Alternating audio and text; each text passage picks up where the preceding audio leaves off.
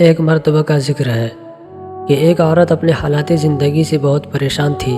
اسے محسوس ہوتا تھا کہ اس کی زندگی مسائل سے بھری ہوئی ہے اور اس کا گھر حد درجہ چھوٹا اور تنگ ہے۔ اسی پریشانی میں وہ ایک دانا اور نیک بزرگ کی خدمت میں حاضر ہوئی اور اپنی شکایت بیان کرنے لگی۔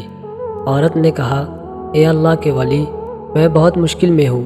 میرا گھر اتنا چھوٹا ہے کہ میں اور میرے بچے ٹھیک سے سانس بھی نہیں لے پاتے۔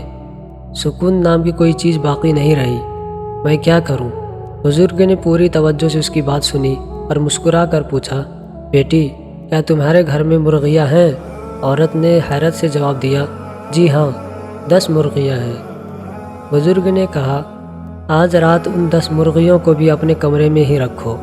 عورت حیران تو ہوئی مگر بزرگ کے حکم پر عمل کرتے ہوئے گھر چلی گئی۔ اگلے دن وہ دوبارہ آئی۔ اس کی حالت پہلے سے بھی زیادہ خراب تھی۔ کہنے لگی، بابا جی، اب تو جینا دوبھر ہو گیا ہے، ہر طرف شور اور گندگی ہے۔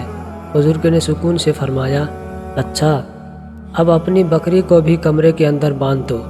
عورت نے ایسا ہی کیا۔ اگلے دن وہ روتی ہوئی آئی اور کہنے لگی، حضرت، اب تو سانس لینا بھی مشکل ہو گیا ہے۔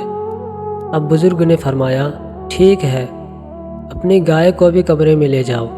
عورت کا برا حال ہو گیا۔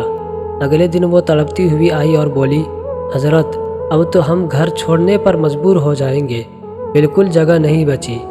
تب بزرگ نے نرمی سے فرمایا، اچھا، اب مرغیوں، بکری اور گائے سب کو گھر سے باہر نکال دو اور کل آنا۔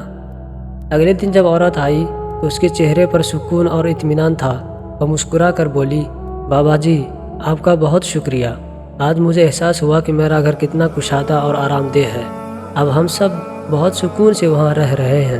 بزرگ نے فرمایا، بیٹی، تمہارا گھر پہلے بھی اتنا ہی تھا جتنا آج ہے، فرق صرف تمہاری سوچ کا تھا۔